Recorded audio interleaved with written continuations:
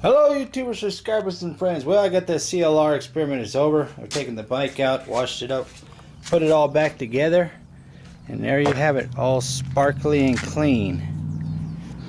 The wheels were all rusted really bad. There was rust all in here, and the cracks up in here, down in there.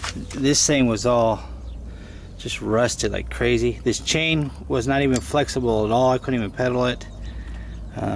It needs to be greased now, but it's completely flexible. The bike rides really good. Even the tires, they hold air in it since I pumped them up. The seat cracked though. That stuff I guess weakened and cracked that, but that's no big deal. The bike is sparkly,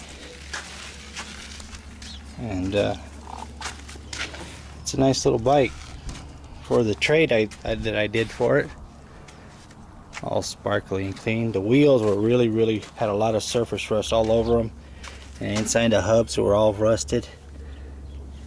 Inside there, inside the forks, up around in here was all a bunch of surface rust, and that CLR cleaned that up really good. This was completely rusted really bad. The gooseneck all down in here, and it cleaned up really good. So I'm surprised at how good CLR works. This is an old vintage bike, dyno. A company called GT. Gary Turner used to make GTs and dyno. I don't know why it has a rear brake on it. It has a coaster brake. I don't know why it's like that. This seat post, this S post right here, was rusted completely. I mean, that was the worst out of the whole thing. And up underneath the seat here, see through the viewfinder, but that's all cleaned up really good. And I can adjust the seat no problem. I mean, it's a night and day difference between what it looked like before and what it looks like now.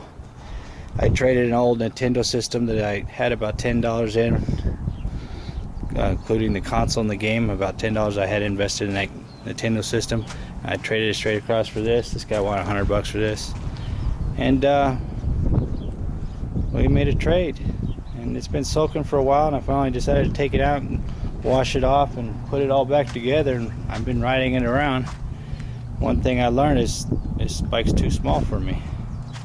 So this will go into my yard sale collection, that when I decide to have a yard sale, when I get enough more stuff, I'll put it up and sell it. I don't know, maybe I'll start asking it 50 bucks and see what I get from there. Anything over 10 bucks is going to be profit for me.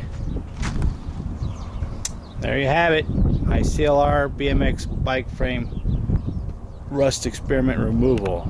I'm gone.